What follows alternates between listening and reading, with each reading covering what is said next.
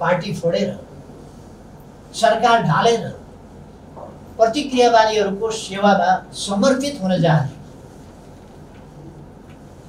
प्रगतिशीलताको वामपन्थताको देशभक्तिको खोल ओढेका तत्त्व र तिनका मतियारहरूलाई सार्वभौम सत्ता सम्पन्न जनताको पवित्र अभिमतबाट अर्थात् जनमतको माध्यमबाट पराजित गर्ने र सर्वोच्च न्यायाधीश जनता जसबाट न्याय प्राप्त गर्ने अभियानको कामको सुरुवात वैशाख 30 को निर्वाचनबाट हुनेछ र हामीले राष्ट्रिय राजनीतिलाई सकारात्मक दिशातर्फ अगाडि बढाउने कुराको थालनी यस निर्वाचनबाटै गर्नेछ। यसका निम्ति अघि भर्खर कमरेड प्रदीप गेवालीले फागुन 1 गतेदेखि प्रदेश स्तरमा आयोजना गरिने निर्वाचनका विषय केन्द्रित प्रशिक्षण कार्यक्रमहरूको सन्दर्भमा प्रकाश पारेछ। अब हाम्रो ध्यान यति बेला केही कुराहरूमा जानेछ। पहिलो कुरा त हामी तोकिएकै मितिमा निर्वाचन गराउने, दोस्रो निर्वाचनलाई स्वतन्त्र निष्पक्ष धाँधली रहित शान्तिपूर्ण वातावरणमा गराउने, तेस्रो जनतालाई भ्रममा पार्ने अन्योलमा पार्ने परमादेशवादीहरूका दुष्प्रयासहरूलाई असफल पार्ने र स्थानीय तहका परिणामहरूलाई देशभक्तिको पक्षमा, लोकतन्त्रको पक्षमा, संविधानको वास्तविक कार्यान्वयनको पक्षमा पार्ने यी कामहरूमा हामी अगाडि जान्छौँ। यिनै विषयलाई लिएर हामी प्रशिक्षण कार्यक्रमहरू सञ्चालन गर्नेछौँ, जसमा हाम्रो केन्द्रीय निर्वाचन विभाग, स्थानीय तह विभाग र पार्टी स्कुल विभाग यी विभागहरूले संयुक्त रूपमा आफ्ना विषयमा केन्द्रित भएर प्रशिक्षण कार्यक्रमहरू सञ्चालन गर्छ। मैले विश्वास लिएको छु हाम्रा सहभागी कमरेडहरूले यी आगामी प्रशिक्षण कार्यक्रमहरूबाट लाभ लिनुहुनेछ र यी कामहरूसँगै हामी सँगसँगै सरकारले यसै मौकामा हामी निर्वाचनको तयारीतिर लाग्ने उनीहरूले देश हित विरुद्धका अरू काम कारबाही, अन्तर्राष्ट्रिय सम्बन्ध अरू बढी बिगार्ने जस्ता काम अथवा अर्थतन्त्रलाई अरू बढी बिगार्ने काम, अनियमितता, बेठिटी र कुशासन अरू बढी अगाडि बढाउने काम जस्ता कामहरू गर्न नपाउन् भन्ने कुरातिर पनि हामी तराकबारी गर्छौँ। र यसरी आगामी यी प्रदेश स्तरीय प्रशिक्षण कार्यक्रमहरूले हाम्रा अगाडिका चुनौतीहरू, हाम्रा अभिभाराहरू र ती चुनौतीको सामना गर्दै अभिभाराहरू हामी कसरी पहल गर्छौँ भन्ने कुरा, त्यसमा वास्तवमै केन्द्रित भएर प्रशिक्षणहरू हामी सञ्चालन गर्नेछौँ। अघि नै प्रदीप कमरेडले राखिसक्नुभएको छ।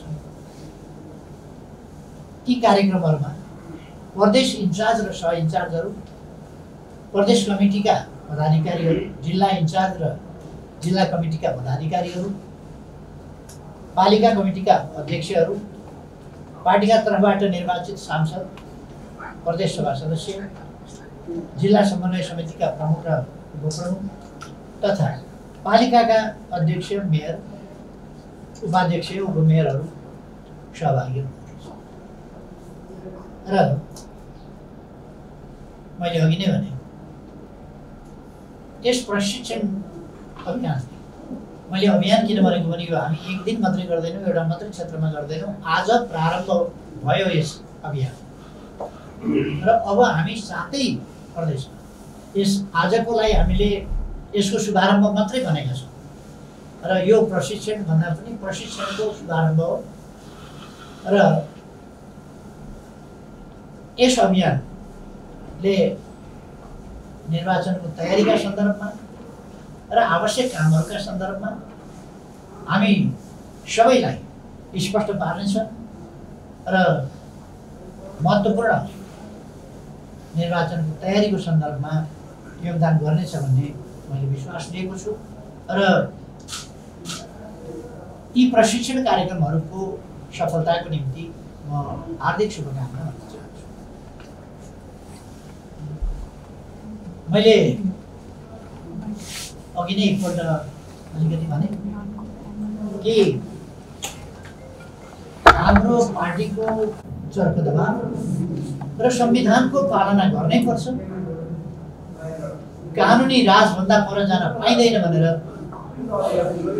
जुन दबाब सिर्जना भयो, त्यस कारणले हामीले संविधान कार्यान्वयन हुन नदिने, लोकतन्त्रलाई उपहासको रूपमा लाने र सधैँ जालझेल र गलत तरिकाबाट सत्ता कब्जा गर्ने र त्यसको दुरुपयोग गर्ने, स्वार्थ र लाभहरू त्यसबाट प्राप्त गर्ने जस्ता कुराहरूलाई यस मिति घोषणा गराउने, स्थानीय तहको निर्वाचनको मिति घोषणा गराउने कामबाट हामीले ठुलो सफलता प्राप्त गरेका छौँ। ती कुराहरूलाई विफल गर्न, पराजित गर्न।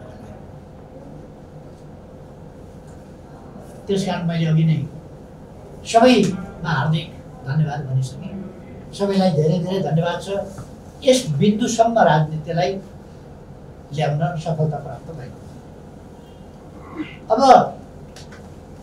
निश्चय नै हाम्रो देश यति बेला निर्वाचनतर्फ उन्मुख भएको छ र हामी यस निर्वाचनबाट प्रारम्भ गरेर यो स्थानीय तहको निर्वाचन सम्पन्न गर्छौँ र यसबाट प्रारम्भ गरेर निर्वाचनको माध्यमबाट प्रतिक्रियावादी षड्यन्त्र र शक्तिहरूलाई पराजित गर्ने अभियानको प्रारम्भ गर्छ।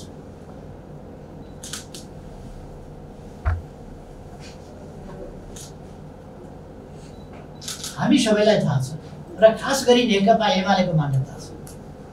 नेकपा एमाले धेरै अगाडिदेखि स्थानीय तह, स्थानीय सरकारको स्वायत्त शासन, खास गरी 46 सालको आन्दोलनको सफलतापछि र 47 सालको संविधान बन्दा त्यसपछि त्यस संविधानको कार्यान्वयन हुँदा योगदान गरेको थियो। आज हामीले जुन व्यवस्था गरेका छौँ स्थानीय तहको सम्बन्धमा, त्यो व्यवस्था हामीले 47 सालको संविधान निर्माण गर्दै गरेका छौँ।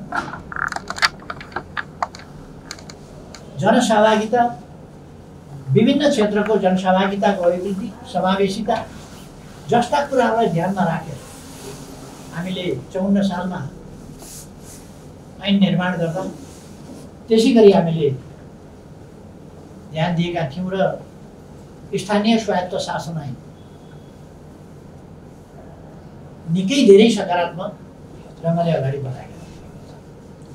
तिनै कारणहरूले गर्दा हामीले स्थानीय तहका निर्वाचनहरूमा अरू पनि कारणहरू थिए, हाम्रा नीतिहरू थिए। हामीले देश जनताका लागि, विकासका लागि, सुशासनका लागि, लोकतन्त्र के हो भन्ने कुराका लागि, जनतामा रहेको सार्वभौम सत्ताका लागि, त्यो सार्वभौम सत्ताको प्रकटीकरणका लागि, त्यसको कार्यान्वयनका लागि वास्तविक प्रयासहरू गरेका थियौँ र हाम्रा नीतिहरू त्यस अनुसारका थिए। त्यसकारण पनि स्थानीय तहका लागि हामीले जुन कामहरू गरेका थियौँ, जुन नीति अगाडि सारेका थियौँ, त्यस कारणले पनि हामीले स्थानीय तहका निर्वाचनहरूमा 54 को स्थानीय तहको निर्वाचनमा पनि असाधारण सफलता प्राप्त गरेका थियौँ। तर हामी सबैलाई थाहा छ केही समस्या कसैले खडा गर्ने अहिलेकै गठबन्धनमा नै छन्। सबै समस्या खडा गर्नेहरू अहिलेको गठबन्धनमा छन्, निर्वाचन हुन नदिने अहिलेको गठबन्धनमा छन्, त्यसै नाउँमा निर्वाचन नगराउने अहिलेकै गठबन्धनमा छन्, त्यसै नाउँमा स्थानीय तहहरू रिक्त राख्ने, स्थानीय तहहरूको अवधि नथप्ने अहिलेकै गठबन्धनमा छन्, प्रतिगमनसम्म देशलाई पुर्याउने अहिलेकै गठबन्धनमा छन्, त्यसका आधार तयार गर्नेहरू पनि अहिलेकै गठबन्धनमा छन्। र यो धन्दा उहाँहरूको त्यो संयुक्त प्रयास आज पनि गठबन्धनकै रूपमा प्रकट रूपमा नै प्रष्ट भइरहेको छ। र 59 सालमा स्थानीय तहहरू रिक्त गरिएपछि, तिनको म्याद पनि नथपेपछि संसदको रिक्तता, स्थानीय तहको रिक्तता, सबै जनप्रतिनिधि संस्थाहरूको रिक्तता, निर्वाचनको अभाव, यसबाट लोकतन्त्रको मर्म त्यही सिद्ध्याइएको थियो र त्यसले प्रतिगमनसम्म पुर्याएको थियो। र 15 वर्षसम्म 74 सालसम्म 59 देखि रिक्त भएका स्थानीय तहहरूमा जनप्रतिनिधि रहेनन्। जनप्रतिनिधिविहीनताले विकास, जनतालाई दिनुपर्ने सेवा सुविधा लगायतका कुराहरू र नेतृत्व विकासको कुरा, लोकतान्त्रिक अभ्यासको कुरा, संविधान कार्यान्वयनको कुरा, यी सबै कुराहरूलाई छेदविच्छेद बनाउने काम गरे। त्यसपछि हामीले यी सबै अनुभवहरूबाट सिकेर, शिक्षा लिएर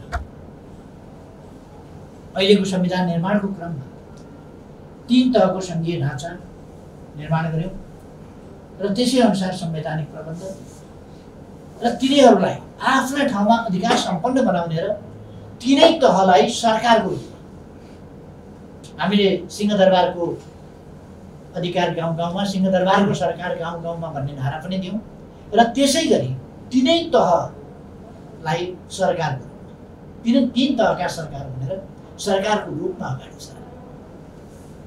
र हामी सबैलाई थाहा छ केही दलहरू यस्ता कुराहरूका विरुद्धमा थिए, सङ्घीयता भन्ने, तर सङ्घीयताको मर्म र आधार स्थानीय तहलाई अधिकारविहीन, निष्प्रभावी बनाउने र तिनलाई वास्तवमा सरकारको रूपमा होइन, यतिकै निष्प्रभावी संस्थाहरूको रूपमा मात्रै राख्ने षड्यन्त्रहरू भयो। अहिले पनि हामी तिनै पक्षहरू जो हिजो त्यसो भइरहेका थिए अहिले पनि वैशाख 30 को निर्वाचनको विरोधमा बोलिरहेका छन् र अहिले पनि निर्वाचनमा कहिले सहभागी नहुने भन्छन्, कहिले विरोध गर्छन्, कहिले यो उपयुक्त होइन भन्छन्। यद्यपि त्यस्ता शक्तिहरू संविधानबाट पाएका सम्पूर्ण छुटको पनि उपयोग गर्छन्, संविधानको शपथ पनि लिन्छन्, संविधान जारी भएको दिनलाई कालो दिन पनि भन्छन् र त्यही कालो दिनको भत्ता पनि खान्छन्। र त्यसैको उपलब्धि, जसलाई उनीहरू कालो दिन भन्छन्, त्यही उपलब्धिको रस पनि छ। जे होस्, नेकपा एमाले देशको पक्षमा, जनताको पक्षमा, लोकतन्त्रको पक्षमा पहरेदारको रूपमा खडा भएको हुनाले फेरि पछाडि तान्न खोजे पनि देशलाई त्यसै गरी पछाडि लान प्रतिक्रियावादी शक्तिहरूले सकेका छैनन्, प्रतिगामी शक्तिहरूले सकेका छैनन्। र आज हामी यस स्थानीय तहको निर्वाचनको तयारीमा छौँ।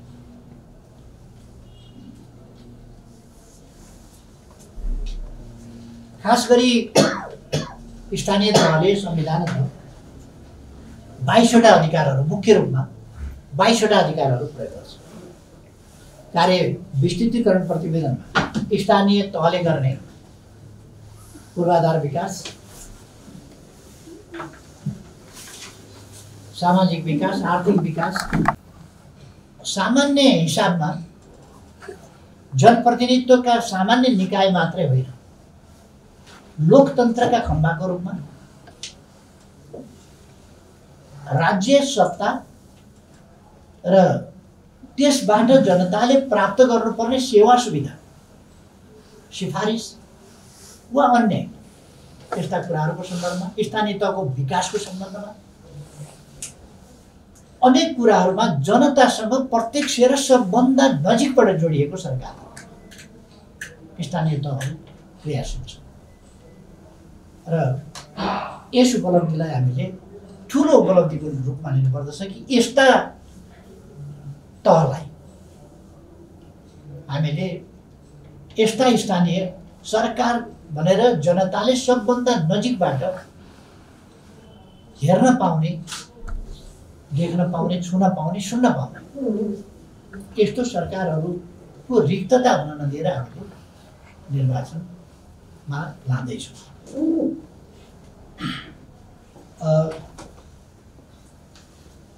74 साल वैशाख 31 गते, असार 14 गते र आश्विन 2 गते गरेर 3 चरणमा स्थानीय निकायका निर्वाचन भएका थिए। अहिले म यस सम्बन्धमा संवैधानिक, कानुनी, निर्वाचन सम्बन्धी, स्थानीय तह सम्बन्धी अनेक कानुनी व्यवस्थाहरूको सम्बन्धमा सविस्तार व्याख्या गर्न गइरहेको छैन। यो हामी सबैलाई थाहा पनि छ।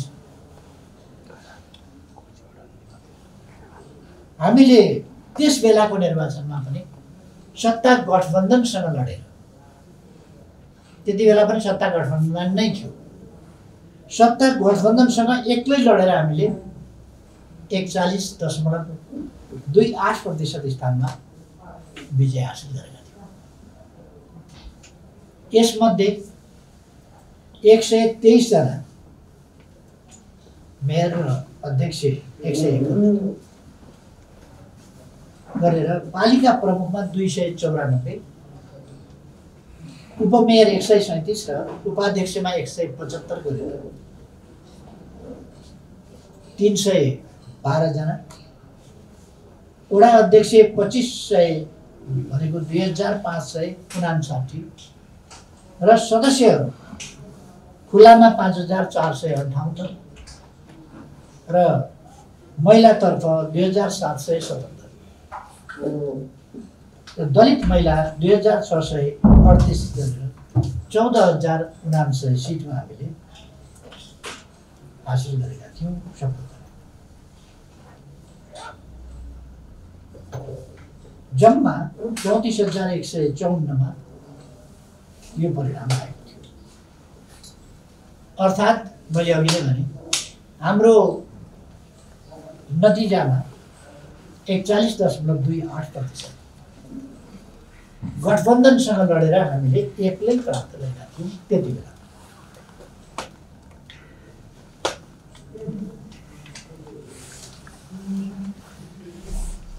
स्थानीय तहप्रति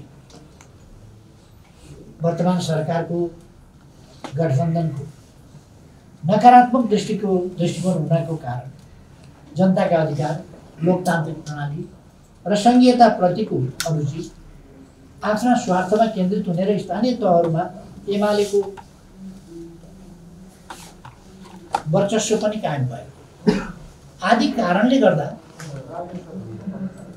सरकारलाई स्थानीय तहप्रति सकारात्मक दृष्टिकोण छैन, मैत्रीपूर्ण भाव छैन र यिनीहरूको महत्त्व बुझ्न अहिलेको गठबन्धन सरकार वा यसमा सहभागी संलग्न गठबन्धनकारीहरू तयार भइरहेका छैनन् अथवा बुझ्न समर्थ भइरहेका छैनन्।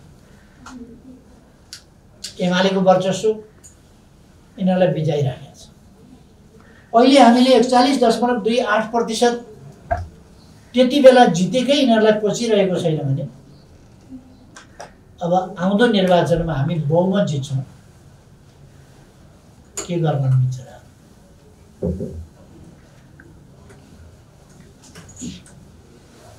म भनिदिन चाहन्छु भाग्ने उम्किने ठाउँ छ भने खोजे हुन्छ। सङ्घीय र प्रदेशमा पनि हामीले आगामी निर्वाचनमा बहुमत प्राप्त गर्नेछौँ।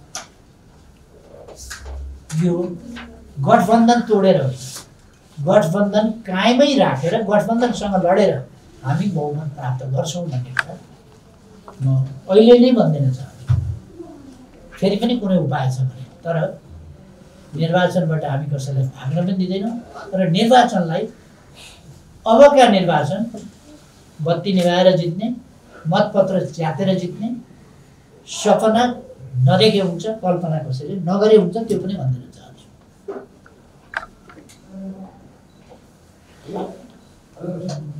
षड्यन्त्रपूर्ण ढङ्गले पार्टी विभाजन गर्दा पनि स्थानीय तहमा पार्टीको पक्षमा आम रूपमा पार्टी नेता कार्यकर्ता जनप्रतिनिधिहरू दृढतापूर्वक उभिनुभयो र विभाजनको असर 2 डिजिटलमा पुर्याउन कसैले सके। 2 डिजिटल भन्दा कमैमा विभाजनको असर रह्यो।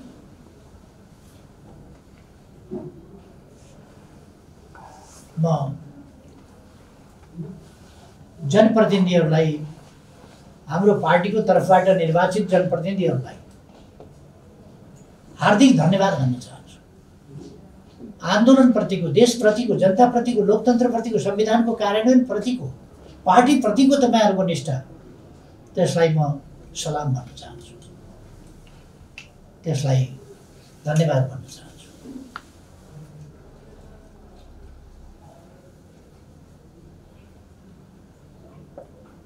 केही साथीहरू अलमलमा परेर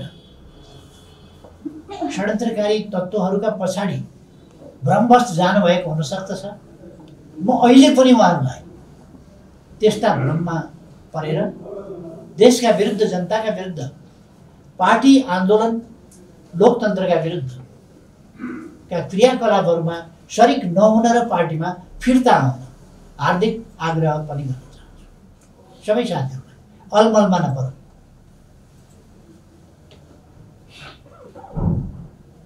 हाम्रो पार्टीबाट विजयी हुनुभएका जनप्रतिनिधि साथीहरूले असाधारण ढङ्गले राम्रो काम गर्नुभएको छ। निर्वाचन भूकम्पपछि नै संविधान जारी भयो र संविधानभन्दा पछि नै निर्वाचन भयो र भूकम्पको प्रभाव, असर छँदै थियो। त्यसबाट भएको क्षति, त्यसबाट देशलाई उठाउनु पर्ने नै थियो। त्यस कारणमा हाम्रो पार्टीसँग सम्बद्ध, हाम्रो पार्टीको तर्फबाट जितेका जनप्रतिनिधिहरूले जस्तो प्रशंसा योग्य काम गर्नुभएको छ, म त्यसका निम्ति धन्यवाद भन्न चाहन्छु। साथी, वास्तवमा स्थानीय सरकारको औचित्य, आवश्यकता, स्थानीय जनप्रतिनिधिहरूको हुन सक्ने भूमिका, यी सबै कुराहरूको वास्तवमा हाम्रा जनप्रतिनिधिहरू दृष्टान्त हुनुभएको छ, विश्व नमुनाका रूपमा आउनुभएको छ। त्यसै गरेर कोभिडका बेला, कोभिड महामारी चलेका बेला आइसोलेसन सेन्टरहरू बनाउने, क्वारेन्टिनहरू बनाउने केही पनि अनुभव नभएका बेला असाधारण जनपरिचालन, असाधारण उत्साह, असाधारण जोखिम, केही जानकारी नभएका बेला त्यसको सम्भावित परिणाम के, कतिसम्म हुनसक्छ भन्ने कुराहरू आफ्नै अगाडि मानिसहरूले मृत्युवरण गरिरहेको देखिरहँदाखेरि पनि जनप्रतिनिधिहरू आफ्ना कर्तव्य पर नहटेर कोभिड विरुद्धको सङ्घर्षमा जनतालाई साथ दिने, जनताको सेवामा समर्पित हुने जसरी काम गर्नु अत्यन्तै धेरै प्रशंसा गरे पनि कम हुन्छ। त्यति प्रशंसा योग्य काम हाम्रा जनप्रतिनिधिहरूले गर्नुभएको छ। सडक, खानेपानी र अन्य पूर्वाधार विकास, शिक्षा, स्वास्थ्य र सामाजिक सुरक्षा तथा राज्यका सेवा सुविधा प्रवाहमा स्थानीय तहहरू अत्यन्तै प्रभावकारी रहेका छन्। एक घर एक धारा, खरका फुसका छानाहरूलाई टिनका छाना जस्ताका छानाहरूबाट विस्थापित गर्ने कुरा, सामुदायिक विद्यालयहरूमा सुधार, कृषकहरूलाई प्रोत्साहन र यस्ता अनेक कुरा, आधुनिक प्रविधिको विकास ग्रामीण क्षेत्रहरूमा र सामूहिक भावनाको विकास, विकासका प्रयासहरूमा सामूहिक बुद्धि र सामर्थ्यहरूलाई जुटाउने प्रयास, यी सबै कुराहरूमा असाधारण भूमिका हाम्रा जनप्रतिनिधिहरूले खेल्नुभएको छ। यी कुराहरूले वास्तवमा नै स्थानीय सरकारलाई किन स्थानीय सरकार भनियो त्यसको पुष्टि, तिनको आवश्यकता, तिनको औचित्यको पुष्टि बहुतै स्पष्ट र दह्रो गरी भएको छ। त्यसै कारण नै अहिले गठबन्धन सरकारले अनेक षड्यन्त्र गर्दा पनि जनदबाव स्थानीय तहको निर्वाचनको पक्षमा, संविधान कार्यान्वयनको पक्षमा पर्यो र अब निर्वाचनको मिति घोषणा भएको छ, निर्वाचन हुनेछ। यी सबै राम्रा कामका निम्ति औचित्य पुष्टि गर्ने गरी, आवश्यकता पुष्टि गर्ने गरी, यिनको महत्त्व स्थापित गर्ने गरी जुन काम भएको छ त्यो वास्तवमै मैले भनिसकेँ कि धन्यवाद योग्य छ। म फेरि पनि धन्यवाद भन्न चाहन्छु।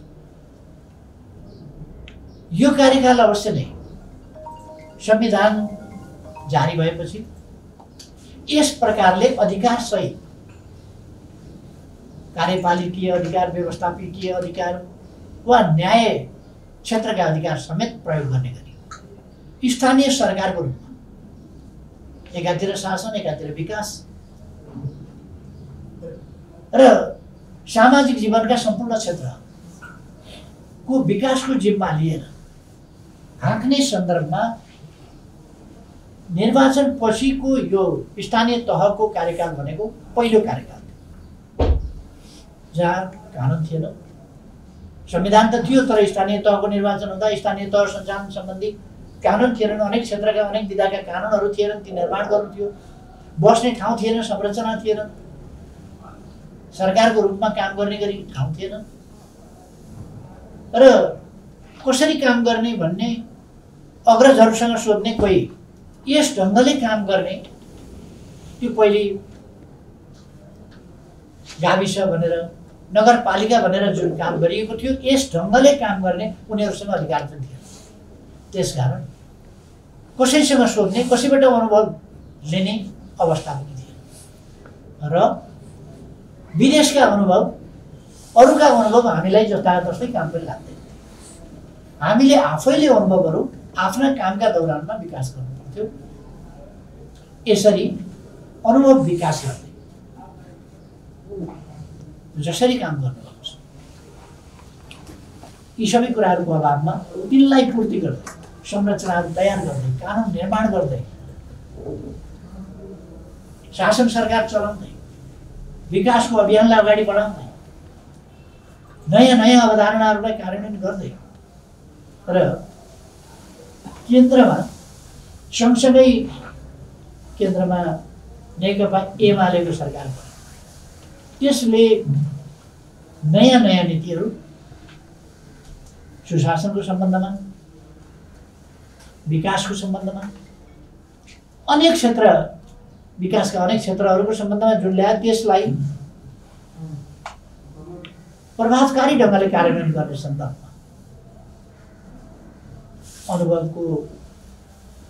अनुभवहीनताकै स्थितिमा स्थानीय तहहरूले, स्थानीय तहका सरकारहरूले जुन गरे त्यो वास्तवमा असाधारण कुरा हो र नेपाली जनता नयाँ प्रयोगहरू, आजको सन्दर्भमा नयाँ प्रणाली, नयाँ संविधानको कार्यान्वयन, नयाँ प्रणालीको कार्यान्वयन, नयाँ प्रक्रियाहरूको अभ्यास र नयाँ अभियानहरूको सञ्चालन गर्न सक्षम छन् भन्ने कुरा यी स्थानीय तहका क्रियाकलाप कामहरू सफलताहरूले पनि देखाएका छन्। अब हामीले प्राप्त उपलब्धिहरूलाई सूत्रबद्ध गर्नु छ। हामीले कसरी कानुन बनायौँ, कसरी संरचना गरियो, अरूका लागि पनि उपयोगी हुन सक्छ, नभए पनि हाम्रा लागि त उपयोगी हुन्छ। हामीले तिनलाई सूत्रबद्ध गर्नु, तिनलाई जनता समक्ष स्थापित गर्नु, पुर्याउनु र आगामी दिनमा यी उपलब्धिहरू, यी अनुभवहरूको जगमा हामीले गरेका कामहरू र सफलताहरूको जगमा सुशासन र समृद्धि, सामाजिक रूपान्तरण, यी सबै कामहरूलाई एउटा अभियानको रूपमा तीव्रताका साथ अगाडि बढाउनु पर्छ। हाम्रा स्थानीय तह म यहाँ स्पष्ट भन्न चाहन्छु, जनप्रतिनिधि साथीहरूलाई म आग्रह गर्न चाहन्छु र हाम्रो पार्टीका तमाम साथीहरूलाई आग्रह गर्न चाहन्छु, हाम्रो ध्यान जनप्रतिनिधिहरूको सेवा सुविधा वृद्धि गर्ने कुरातिर हुन्छ। जनतालाई सेवा कसरी पुर्याउन सक्छौँ प्रभावकारी ढङ्गले, हामी जनताको जीवनस्तरमा सकारात्मक परिवर्तन कसरी ल्याउन सक्छौँ,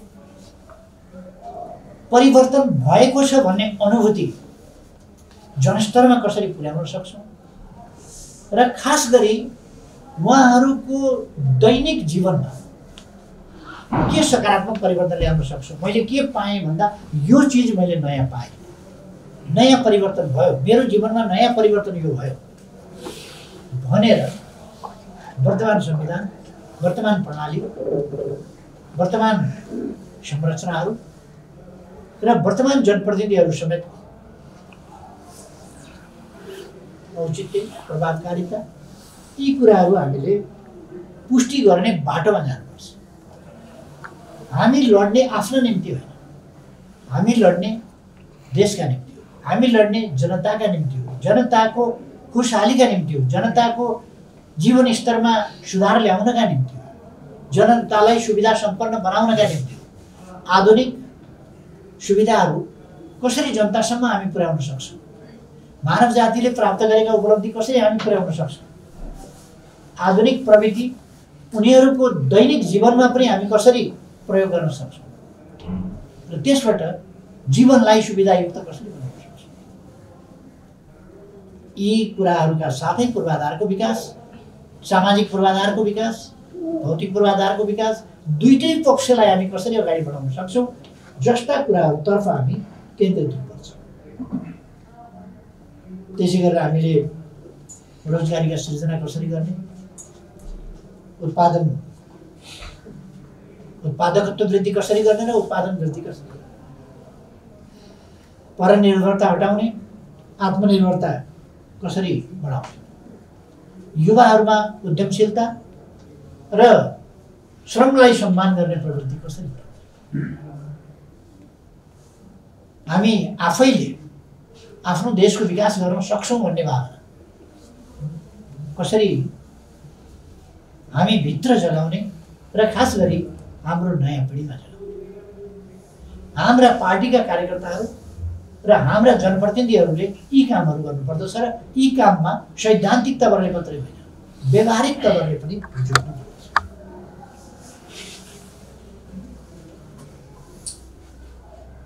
वैशाख 30 गते तय गरिएको स्थानीय तहको निर्वाचन अघि नै मैले दोहोऱ्याएर पनि भनिसकेँ, यो स्वाभाविक र साधारण हिसाबले मात्रै घोषणा गरिएको होइन। यो जनदबावका बलमा सरकारले बाध्य भएर धेरैवटा मिटिङ, बैठक, छलफल, उहाँले 3-4 जना नकारात्मक वकिलहरू, 3-4 जना परमादेशी साँठगाँठका मतियार वकिलहरू रिपिटेडली भेला गर्ने र परामर्शको नाटक गर्ने र निर्वाचन नगर्न खोज्ने प्रयास धेरै नै गर्यो, तर दबाबबाट मात्रै यी कुराहरू सम्भव भयो। र हामीले यस्ता निर्वाचन हुन नदिने षड्यन्त्र, दाउपेच, संविधानलाई उल्लङ्घन गर्ने षड्यन्त्र र लोकतन्त्रलाई फेरि धरापमा पार्ने त्यो प्रपञ्च जो गठबन्धनले गरिरहेको थियो, त्यसलाई हामीले पराजित गर्न र व्यक्त गर्न हामी सफल भएका छौँ।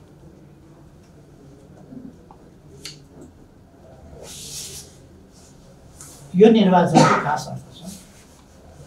यो निर्वाचन संविधान, लोकतन्त्र र अग्रगमनका पक्षधर एवं दक्षिणपन्थी, अवसरवादी एवं संविधानमाथि बल विचय गर्न चाहने शक्ति बीचको एक प्रकारको मिनी जनमत सङ्ग्रह।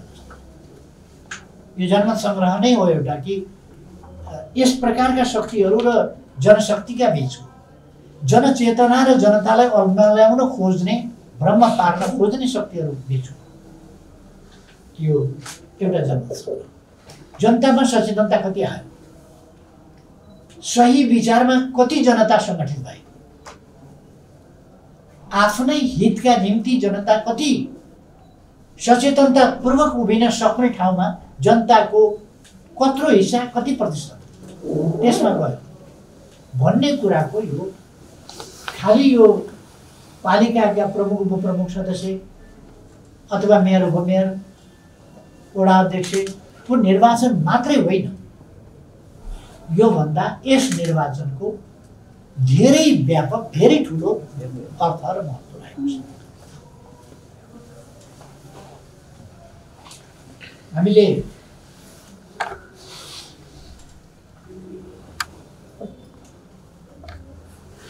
यस अभियान जनतालाई सचेत पार्ने र सचेत जनताको सचेत विचारमाथि, उद्देश्यमाथि सङ्गठित त्यो अभियानलाई अगाडि बढाउने र नेकपा एमाले अगाडि सारेको समृद्ध नेपाल, सुखी नेपाल,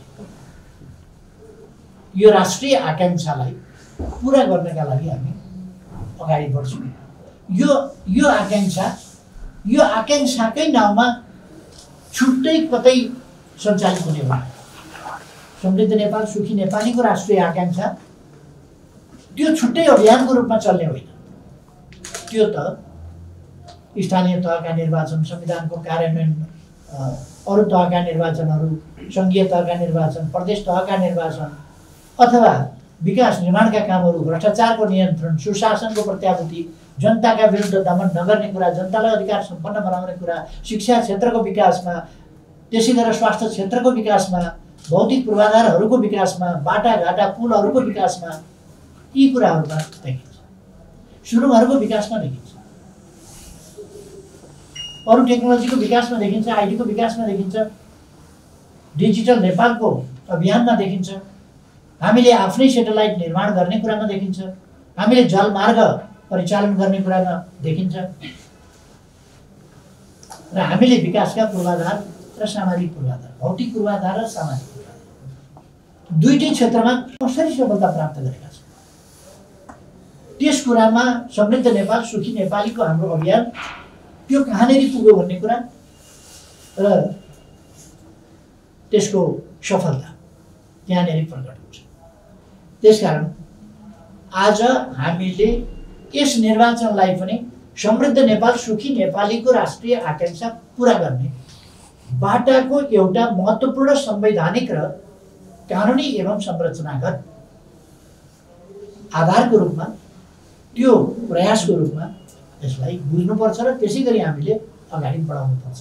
किन नेकपा एमाले यस निर्वाचनमा सफलता प्राप्त गर्नुपर्छ?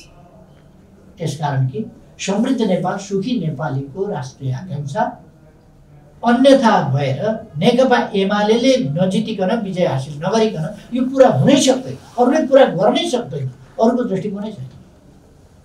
अहिले म हालको सरकारको सम्बन्धमा धेरै केही भनिरहन चाहन्छु, यति भन्छु, नेकपा एमालेको विजय बाहेक देशमा सुशासन, समृद्धि, विकास केहीको पनि सम्भावना छ। त्यसकारण हामीले हरेक कदमलाई गम्भीरताका साथ हाम्रा हरेक कदमलाई गम्भीरताका साथ लिनुपर्दछ र त्यही गम्भीरताका साथ अगाडि बढ्नुपर्दछ। यो हामीले कायम गर्न खोजेको समाजवाद निर्माणको आधार। यस्ता कुराहरूको सिलसिलाबाटै जोडिएर हामी आधार तयार गर्दछौँ, समाजवादको निर्माण गर्दछौँ र आज आधार तयार गर्ने कुरा पनि यी कुराहरूसँग जोडिएको छ।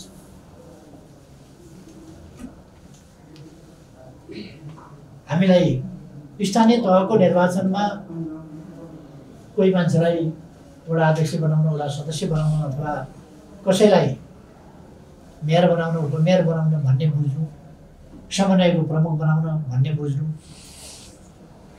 यो उपयुक्त हुँदैन। हामीले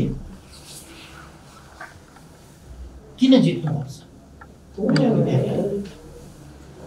लोकतन्त्रको सुदृढीकरणका लागि, संविधानको कार्यान्वयनका लागि र देशलाई अग्रगमनको बाटोमा अगाडि बढाउनका लागि नेकपा एमाले जित्नुपर्छ। एमाले जित्नै पर्छ भनेको यो नेकपा एमालेको कुनै शानका लागि, मानका लागि, देशका लागि।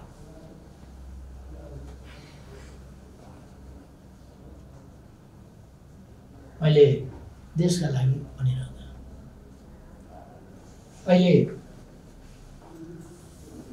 वर्तमान सरकारले सरकारका 100 दिन भनेर एउटा निकालेछ बुकलेट, तपाईँहरूले हेर्नुभयो होला। सरकारका 100 दिन भनेर निकालेछ।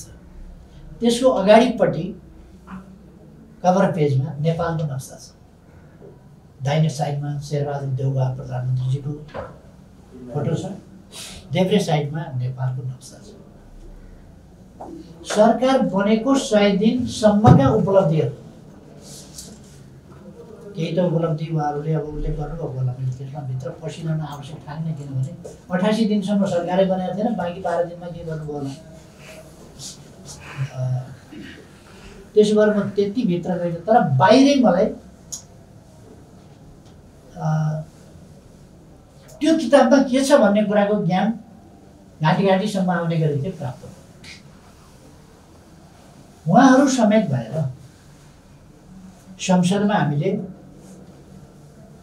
संविधान पारित गर्यौँ, संशोधन गर्यौँ, सर्वसम्मतिले संविधान संशोधन गर्यौँ। चुच्चे नक्सा भनेर चिनिएको लिम्पियाधुरा लिपुलेक कालापानी सहितको सामेल गरेर हामीले संविधानको अङ्ग बनायौँ, त्यसलाई अनुसूचीको अङ्ग बनायौँ। तर नेपाली कङ्ग्रेसमा आफ्नो महाधिवेशनको ब्यानरमा नेपालको झन्डा, नेपालको नक्सा राख्दा नयाँ नक्सा राख्छ, अथवा नेपालको नक्सा नेपाली कङ्ग्रेसले अहिलेसम्म पनि चुच्चे नक्सा राख्दैन, बुच्चे नक्सा राख्छ। लिम्पियाधुरा लिपुलेक र कालापानी नभएको नक्सा नेपाली कङ्ग्रेसले राख्छ। यो संविधानको कति ठुलो भूमिका, राष्ट्रियताप्रतिको कत्रो बेइमानी, कत्रो विदेश भक्ति हो। त्यसकारण यो कुन तहमा छ यो सरकार, कस्तो अवस्थामा छ यो सरकार? राष्ट्रियताको प्रश्नमा यत्रो खेलबाड, नेपाली जनताका अगाडि राष्ट्रियताका मामलामा नेपाली जनतालाई दिएको यो चुनौती, यो गठबन्धन सरकार यो सानो चुनौती हो। संविधानको यो बर्खिलाप, देशको भौगोलिक अखण्डताको यत्रो विरोध, यो असाधारण। यस्ता कामहरू यस सरकारले गरिरहेको छ।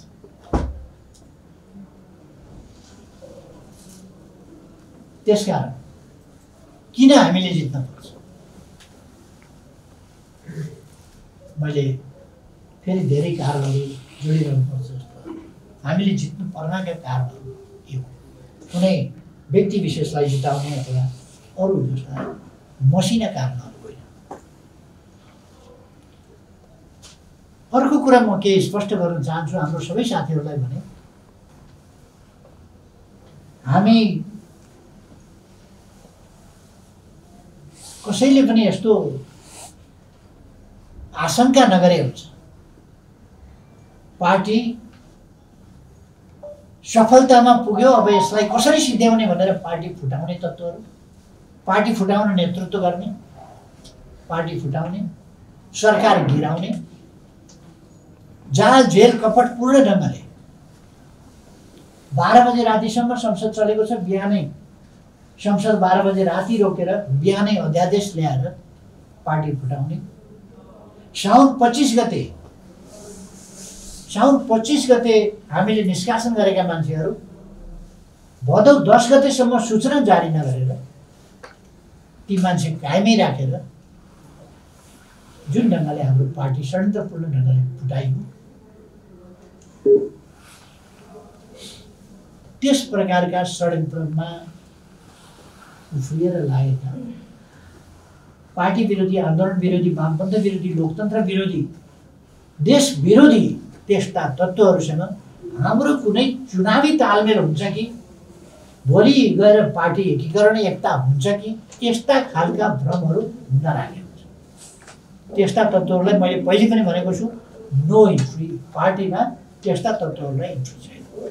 त्यस्ताहरूसँग हामी कुनै चुनावी तालमेल पनि गर्दैनौँ। अर्को म स्पष्ट पार्न चाहन्छु, सामान्यतः हामीहरू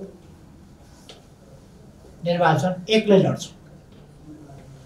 हामी आफूप्रति जनताको विश्वास छ भन्ने कुरामा ढुक्क छौँ।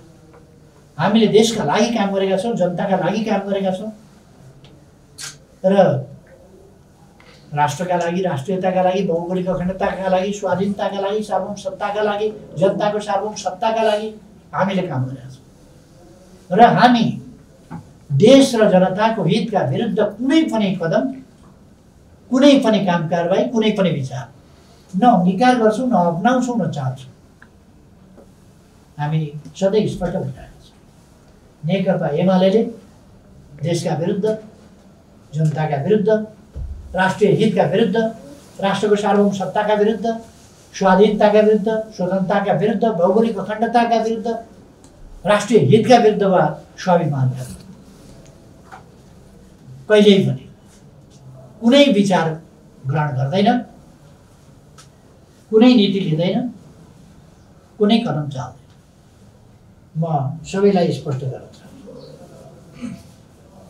हामी एक्लै निर्वाचन लड्छौँ।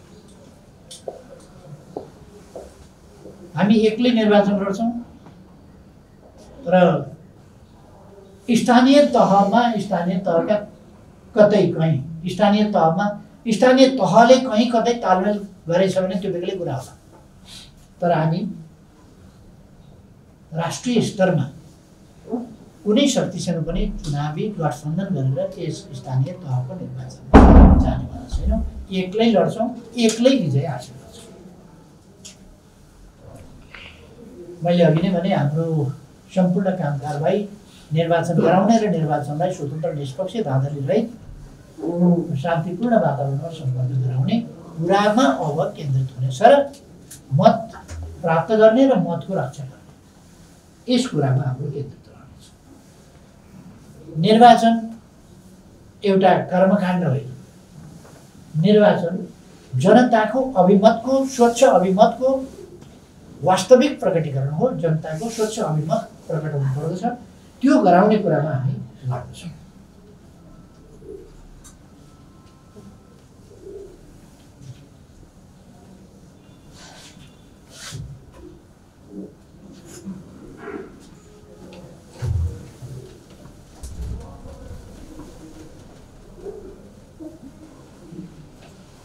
थोरै केही राष्ट्रिय राजनीतिको सन्दर्भमा पनि 2-4 शब्द भन्नु। नेकपा एमाले मुद्दा लडेर बनेको थिएन, एमालेको सरकार मुद्दा लडेर बनेको थिएन, एमाले बनाएको हैसियत मुद्दाबाट प्राप्त गरेको हैसियत थिएन। यो जनताको पवित्र अभिमतबाट बनेको जनादेश थियो र हामीले चुनावी तालमेल गरेर, पार्टी एकता एकीकरण गरेर लगभग 2/3 को हैसियत प्राप्त गरेका थियौँ। यो जाल झेल षड्यन्त्र र टिप्न होइन, खुलेआम राजनीतिक बाटोबाट, जनताको अभिमतबाट। र त्यसलाई बिथोलेर बिगारेर पार्टी फोडेर सरकार ढालेर अर्को एउटा पञ्चमुखी सरकार गठबन्धनको, र त्यो पनि असंवैधानिक हिसाबले परमादेशबाट, विश्वमा कहीँ नभएको एउटा, फेरि विश्वमा हुँदैन पनि होला यस्तो, त्यस्तो फैसला मार्फत नेकपा एमालेको सरकार विस्थापित गरेर गठबन्धनको सरकार बनेको आज 7 महिना पुरा भएको छ।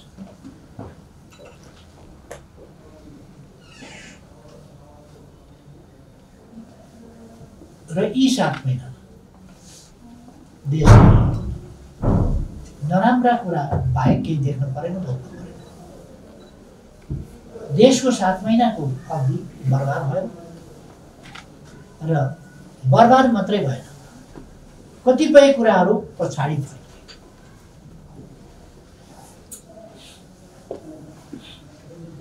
राज्यका अङ्गहरू, व्यवस्थापिका संसद चलेको छ, व्यवस्थापिका संसद चलेको छैन, र त्यो सर्दै अथवा निकममा ढङ्गले विरोधका बीचमा अलोकतान्त्रिक पेलाइका साथ, तानाशाही अधिनायकवादी पेलाइका साथ निरर्थक हिसाबले भत्ता पचाउने हिसाबले मात्रै संसद अस्तित्वमा छ। बैठक सूचना टास्दै कुरा सार्दै गरिन्छ, र अत्यन्तै गैर जिम्मेवार तरिकाले सरकार चल्छ। हामी संसदमा सहभागी हुन चाहन्छौँ, आफ्नो भूमिका प्रभावकारी ढङ्गले देश र जनताको हितमा प्रस्तुत गर्न चाहन्छौँ, तर सरकारले हामीलाई त्यो अवसर दिन्छ। हामी सरकारलाई आग्रह गरिरहेका छौँ, हामीलाई संसदका बैठकहरूमा सहज ढङ्गले सहभागी हुने र आफ्नो सकारात्मक भूमिका, महत्त्वपूर्ण भूमिका प्रतिपक्षको हिसाबले सक्रियतापूर्वक पुरा गर्ने अवसर उपलब्ध गराउनुपर्छ।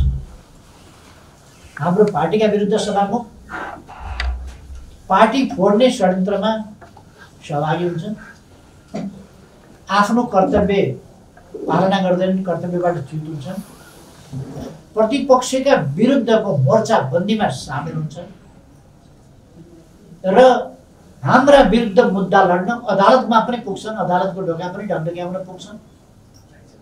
आफूले त संविधान कानुनका मर्यादा र आफ्नो पदीय मर्यादा गरिमा कसैको ख्याल नराखेर त्यसरी चल्छ।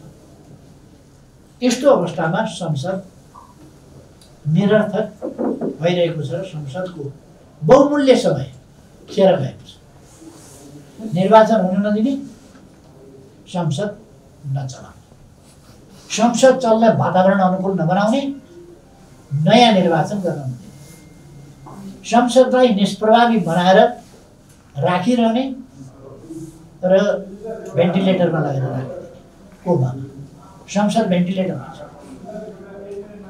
जिउँदै छैन भनौँ भने जिउँदैछ। अर्को ताजा जनादेश लिनु प्रतिगमन हुन्छ भन्ने गठबन्धनकारीहरू र अग्रगमनकारी संसदलाई निरर्थक बनाएर, निष्प्रभावी बनाएर सरकारको सम्बन्धमा धेरै केही भन्न पर्दै पर्दैन। सरकार राष्ट्रिय हितको रक्षा गर्न सकिरहेको छैन। त्यो मात्रै होइन, राष्ट्रलाई गम्भीर कूटनीतिक अप्ठ्यारोमा फसाउँदै रहेको छ, अन्तर्राष्ट्रिय सम्बन्ध बिगार्दै बिथोल्दै रहेको छ, र हाम्रो भू राजनीतिक अवस्थाप्रति गैर जिम्मेवार र अत्यन्तै खेलवाडपूर्ण ढङ्गका क्रियाकलाप र गतिविधिहरू गरिरहेको छ। शक्ति राष्ट्रहरूको खेल मैदान बन्ने र त्यस ढङ्गले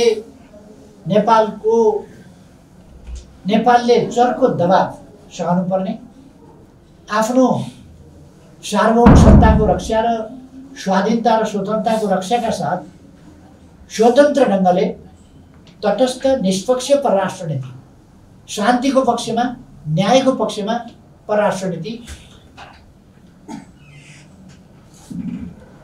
चल्न सक्ने वातावरणलाई कमजोर पार्ने प्रयास अहिलेको सरकारले गरिरहेको छ।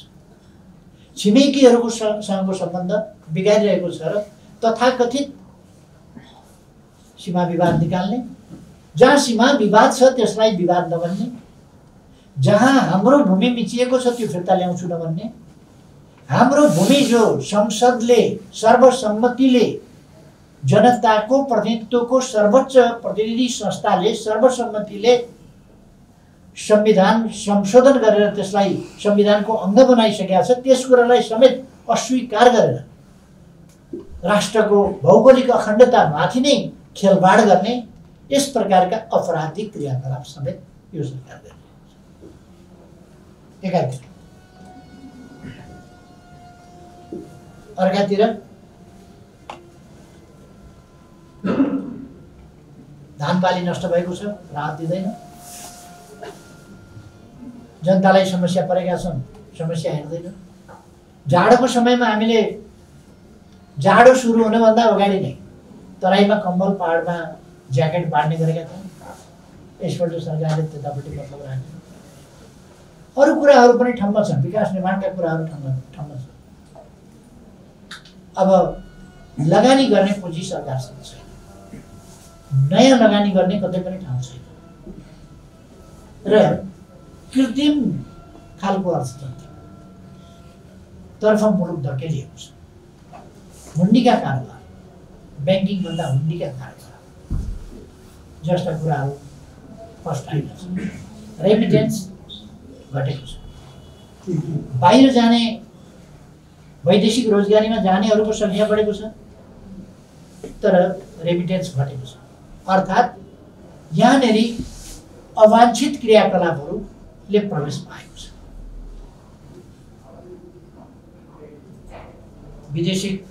वैदेशिक मुद्राको सञ्चिति घटेको छ। अस्ति भर्खर पनि मैले एउटा वक्तव्य दिएको थिएँ, त्यसमा पनि मैले चर्चा गरेको थिएँ। वैदेशिक मुद्राको सञ्चिति घटेको छ। आफ्नै देशभित्रको रकमको मौजदात घटेको छ। कर ठिक ढङ्गले उठिरहेको छैन र अवांछित खालका अन्डरह्यान्ड क्रियाकलाप भइरहेका छन् र ती जुन संस्थाले त्यसलाई नियमन गर्नु पर्थ्यो, रोक्नु पर्थ्यो, तीबाट नै ती कुराहरू भइरहेका छन्। यो दुःखद स्थिति छ। यो कुरा भनिरहँदा सरकारलाई यो कुरा नभनेको भए हुन्थ्यो जस्तो लाग्न सक्छ। तर म सरकारलाई भन्न चाहन्छु, अर्थ मन्त्रालयलाई, अर्थमन्त्रीलाई भन्न चाहन्छु, प्रधानमन्त्रीजीलाई भन्न चाहन्छु। अस्ति उहाँले 6 महिना पुग्दाखेरि एउटा वक्तव्य दिनुभयो, फेद नटुको सुरुङ बनाउन थालेको 100 यति मिटर पुगेको थियो, त्यो मिटरमा 7 महिनामा 7 मिटर थपियो। यही हो प्रगति। यस प्रकारका कुराहरू उहाँहरूले गर्नुभएको छ। उहाँहरूले जुन शानदार ढङ्गले संसदमा सरकारको रूपमा प्रवेश गर्दै गर्दा, नयाँ सरकार बनेर न्यूनतम साझा कार्यक्रम ल्याउँदै गर्दा अथवा पुरा बजेट ल्याउँदै गर्दा, प्रतिस्थापन विधेयक ल्याउँदै गर्दा, एक ढङ्गले श्वेतपत्र जारी गर्दै गर्दा जसरी होक्का गर्नुभएको थियो, म उहाँहरूलाई यी 7 महिनापछि अहिलेसम्म उहाँहरूले हिजो हामीले पहाडका टुप्पामा पुर्याएको अर्थतन्त्रलाई आकाशमा पुर्याउँछु भन्नुभएको थियो। आज उहाँहरूले कमसेकम श्वेतपत्र जारी गरेर आकाशमा होइन, तल पहाडका फेदमा, खोला किनारमा, गर्तिरमा पुगेको छ अर्थतन्त्र भनेर श्वेतपत्र जारी गर्नुहोस्। अथवा तपाईँहरूले अन्तरिक्षमा पुर्याउनु भएको छ भने अन्तरिक्षकै कुरा गर्नुहोस् न, त्यहाँ पुर्याएको छ भन्नुहोस्। तर छैन। अघिल्लो सरकारले निर्माण गरेका संरचनाहरूको ईर्ष्या गर्दै, डाहा गर्दै बाटाहरू, धरहरा, रानी पोखरी लगायत पुनर्निर्माणका कामहरूदेखि लिएर अरू विकास निर्माणका कामहरू, सुरुङ आदि, जलमार्ग, हवाई यातायातको सन्दर्भमा, स्पेसको सन्दर्भमा अघिल्लो सरकारले गरेका कामहरूको ईर्ष्या गर्दै उहाँहरूको सारा समय बितेको छ र अरू बेठिक कामहरू गर्दै उहाँहरूको समय बितेको छ। त्यसकारण म सरकारलाई भन्न चाहन्छु, तपाईहरू अहिलेको अर्थतन्त्रको स्थिति के छ? अहिले हिजो सरकारमा पुग्दा श्वेतपत्र जारी गर्ने भनेको अहिले हामी त्यति बेला अर्थतन्त्र कहाँनिर छ, अघिल्लो सरकारले कहाँ पुर्याएको छ र आगामी दिनमा हामी कसरी अगाडि बढ्छौँ हेरौँ, एउटा आधार यो हो भनेर उहाँहरूले पेश गर्नु। बिल्कुल नयाँ आर्थिक वर्षको प्रारम्भमा उहाँहरूले सुरु गर्नुभएको थियो सरकारले। पुरानो आर्थिक वर्ष समाप्त भएको थियो, नयाँ आर्थिक वर्षको प्रारम्भसँगै उहाँहरूले सुरु गर्नुभएको थियो र धाकका साथ उहाँहरूले श्वेतपत्र जारी गर्नुभएको थियो अथवा प्रतिस्थापन विधेयक ल्याएर नयाँ बजेट भनेर उद्यम बसाउनु भएको थियो। त्यो बजेटको हालत के छ, विकास निर्माणको हालत के छ, अर्थतन्त्रको अवस्था के छ, वैदेशिक सहायताको अवस्था के छ, सब्सिडीको अवस्था के छ, अथवा आयात निर्यातको अवस्था के छ, कति प्रगति कस्तो कस्तो छ भन्ने कुरा श्वेतपत्र अहिलेको मितिमा अथवा 6 महिनाको प्रगति 7 महिनाको प्रगति के देखाउन सक्नुहुन्छ त्यो देखाएर आजको अर्थतन्त्रको श्वेतपत्र जारी गर्नुहोस्। सरकार के सक्दैन अथवा सरकार पुग्छ। तर म सरकारलाई आग्रह गर्न चाहन्छु, भन्न चाहन्छु र यो आग्रह मात्रै होइन, कडाइका साथ भन्न चाहन्छु, नेपाली जनताले जान्न पाउनुपर्छ अहिले अर्थतन्त्रको अवस्था के छ, त्यो जान्न पाउनुपर्छ। के छ अर्थतन्त्रको? लिपापोती लटपट कुरा गरेर हुँदैन, देश डुब्दैछ। यस्तो अवस्था नेपाली जनतालाई जानकारी र हामीलाई थाहा छ महँगी बढ्या छ, मुद्रास्फीति 6 वर्ष यताकै सबभन्दा डरलाग्दो स्थितिमा छ, उच्च छ। सरकार गठन भएको 6 महिनामै व्यापार घाटा 55% बढेर 6 महिनामा व्यापार घाटा 55% बढेको भनेपछि हामी सबैले बुझ्न सक्छौँ के छ। 55% बढेर 8 खरबभन्दा बढी पुगेको छ। विदेशी मुद्राको सञ्चित निरन्तर घट्दै गएर 6.5 महिनाको आयात धान्न नसक्ने स्थितिमा पुगेछ। यो स्थिति भनेको विगत 1 दशककै न्यूनतम बिन्दु त्यहाँ पुगेको छ। यो 6 महिना विप्रेषणमा झन्डै 7% कमी आएको छ। अनधिकृत आर्थिक गतिविधि विस्तार र हुन्डी लगायतका कारोबार बढेका छन्। सुन तस्करी फेरि सुपारी, मरिच, केराउ, छोक्रा लगायतका वस्तुहरूको आयात शङ्कास्पद ढङ्गले त्यसलाई इजाजत दिएको छ। आर्थिक सुशासनको नेतृत्व गर्नुपर्ने अर्थ मन्त्रालय आफै पोलिसी सेटिङ मार्फत आर्थिक अपचालनमा संलग्न भएका आरोपहरू चारैतिरबाट लागेका छन्। मन्त्रालय चुप छ, मन्त्री चुप छ। वर्तमान सरकार गठन भएको पहिलो 5 महिनामा चालु खाता घाटा गत वर्षको यही अवधिको गत वर्ष 23 अरब थियो, त्यसको तुलनामा अहिले 3 खरब 69 करोड। ब्याङ्कहरूमा तरलताको अभाव, व्यवसायको गतिशीलता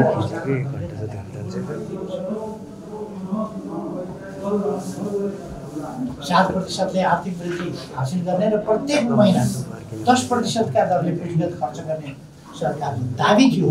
सरकार गठन त्यो बिल्कुल खोक्लो, निराधार र बकवास छ। 6 महिनामा जम्मा 13.44% मात्रै पुँजीगत खर्च। गठबन्धन टिकाउनका लागि सङ्घमा अनावश्यक संरचना निर्माण गरिएको छ र प्रदेशमा जथाभावी मन्त्रालय, कतै 18वटा मन्त्रालय, कतै 14वटा मन्त्रालय, कुल्फाको धन फुटको श्राद्ध भन्ने नेपाली के पायो, लुटमार चलेको छ। अर्थतन्त्र कुन अवस्थामा छ र क्रियाकलाप कता जाँदैछ, यो अत्यन्तै भयावह स्थिति छ। म नेपाली जनतालाई सजग गर्न चाहन्छु र यसमा बुद्धिजीवीहरू अर्थविदहरू सबैलाई कमसेकम यसमा राजनीतिक आग्रह होइन, देशप्रतिको चिन्ता त गरौँ, देशको अर्थतन्त्रप्रतिको चिन्ता त गरौँ। म यतापट्टि सबैलाई आग्रह पनि गर्न चाहन्छु।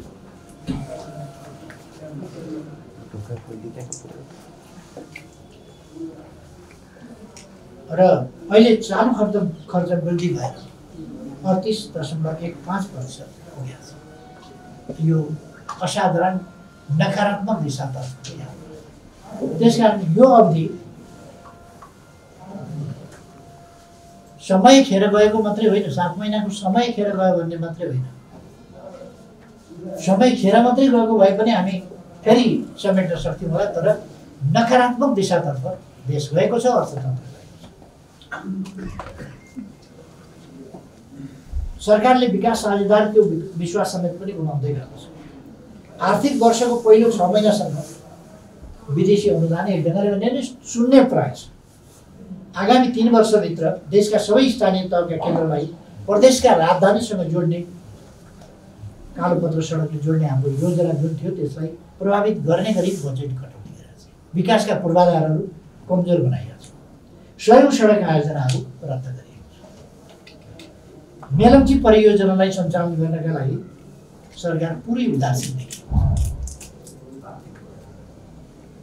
दयनीय पुँजीगत खर्च, लगानीमा न्यूनता, बढ्दो बेरोजगारी र विकास खर्चमा कटौती नेपाललाई अल्पविकसित अवस्थाबाट स्तरोन्नति गर्ने हाम्रो जुन अभियान थियो त्यसमा नकारात्मक असर पार्न थालेको छ।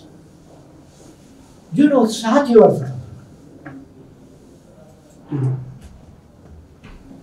विश्व ब्याङ्कले नेपाललाई दक्षिण एसियाको उदाउँदो तारा बनाएको थियो, उदाउँदो अर्थतन्त्र। हामीलाई एडिबीले अरूले प्रशंसा गरेका थिए, युनेस्कोले प्रशंसा गरेका थियो, विश्व स्वास्थ्य सङ्गठनले प्रशंसा गरेका थियो। आज कहाँ गए? 6 महिना 7 महिना बित्न पाउँदा नपाउँदा कहाँ गए तिनी? कता गयो त्यो स्वर्णिम युग? कता हराए ती आशाका किरणहरू? कता हरायो त्यो विश्वासको वातावरण? आज भयावह निराशा त एक ढङ्गले भन्ने हो भने आर्थिक राजनीतिक हिसाबले ब्ल्याक होल त देशलाई यो सरकारले धकेलिरहेको छ।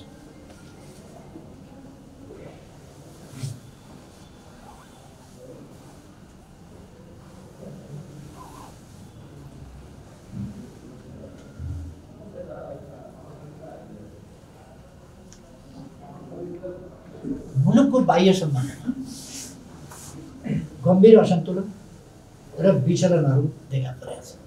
मैले अघि नै पनि यसमा अलिकति भनिसकेँ। विदेशीहरूका लागि कम्फर्टेबल बन्ने वचनबद्धता सहित गठन भएको गठबन्धन सरकार नेपालको राष्ट्रिय हितमाथि निरन्तर आज मुद्दा पनि चुप लागिरहेको छ र पुर्याइ पनि रहेको छ। जानी बुझिकन पनि हाम्रा छिमेकीहरूसँगको सम्बन्धलाई र हाम्रा मित्रहरूसँगको सम्बन्धलाई जानी बुझिकन पनि खेलबाडपूर्ण ढङ्गले गम्भीर सङ्कटमा पुर्याइरहेको छ।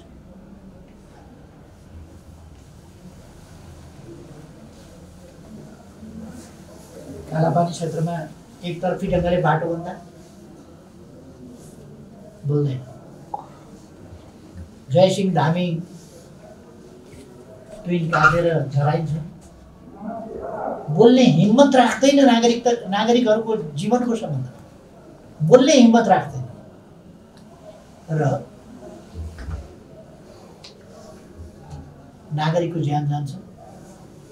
त्यस्तोको छानबिन गरेर दोषीमाथि कारबाही गर भनेर पनि भन्नु सक्दैन। यो भन्दा निरीहता, जनताको जीवनप्रतिको उदासीनता, गैर जिम्मेवार के हुन सक्छ?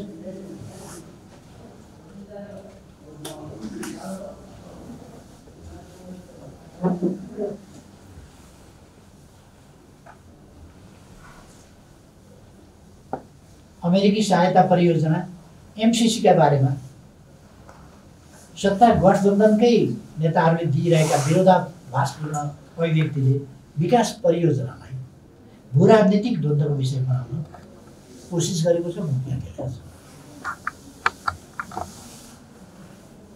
अमेरिकी एमसिसीका अधिकारीहरूसँग दुईटा नेताले गोप्य पत्राचार गर्छन्। 4-5 महिनाको समय देऊ हामी पास गर्छौँ भनेर किटानी पास गर्ने कुरा लेख्छन्। यता जनतालाई पास गर्नै हुँदैन भनेर उचाल्छन्, भ्रमित पार्छन्। एउटा नेता पक्षमा बोल्छ, अर्को विपक्षमा बोल्छ।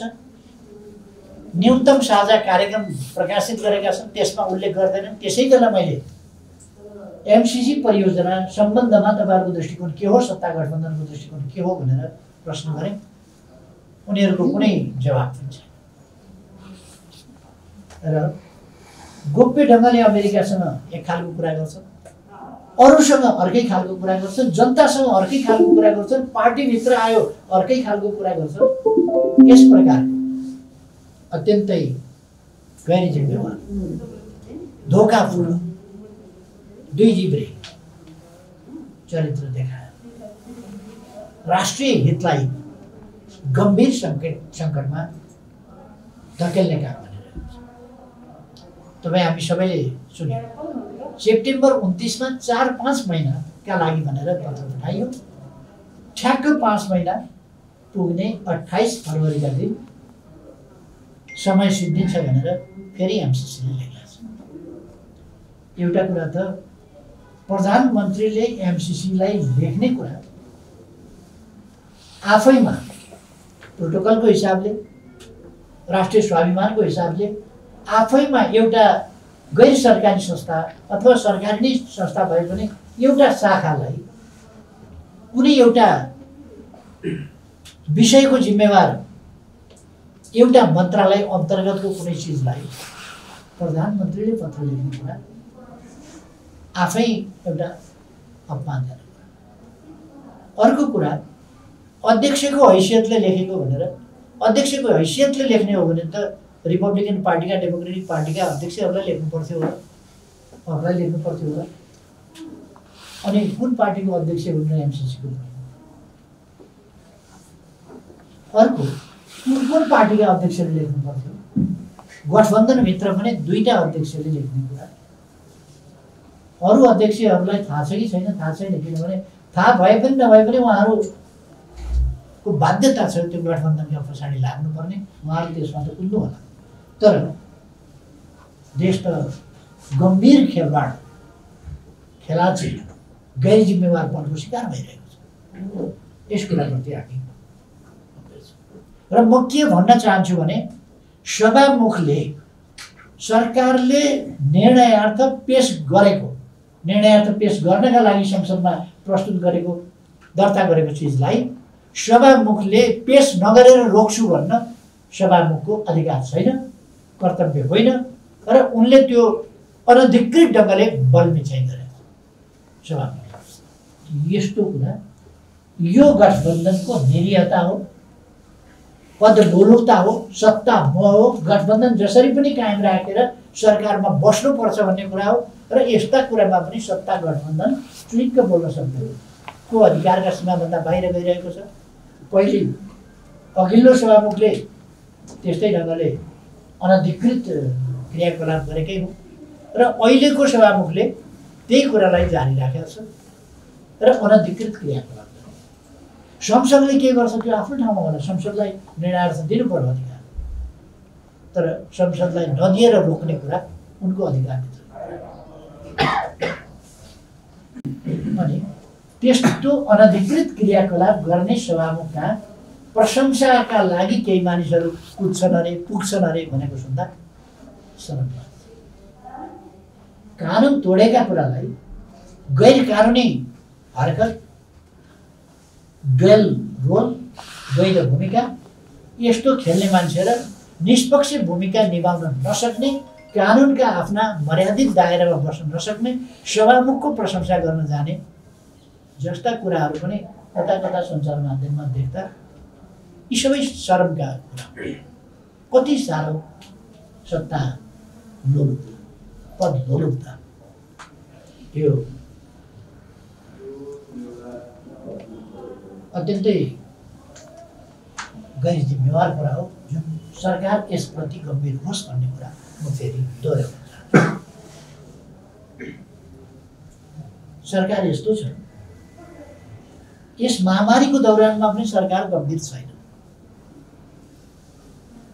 24 लाख खोप, 24 लाख डोज खोप जनताको जीवन बचाउने कुरासँग सम्बन्धित छ। जनताको इम्युन बढाउने कुरासँग, जीवन बचाउने कुरासँग सम्बन्धित छ। 24 लाख डोज खोप छैन, भेटिएन, कोही कता गयो भन्छ सरकार यताउता हेर्छ। के हो यो? 24 लाख डोज सानातिना कोठामा अट्दैन, कोठामा अट्ने कुरा होइन, ट्रकमा अट्ने कुरा होइन, त्यस्तो कुरा 24 लाख डोज कहाँ गयो? यस्तो कुरामा मन्त्री राजीनामा दिँदा कोही जिम्मेवार भेटिँदैन, कसैले प्रश्न उठाउँदैन, कोही बोल्दैन। के हो यस्तो? जे गरी पनि हुने देशमा 24 लाख डोज जम्मा खायो, कुनै अप्ठ्यारो छैन, लाज शरम केही पनि छैन।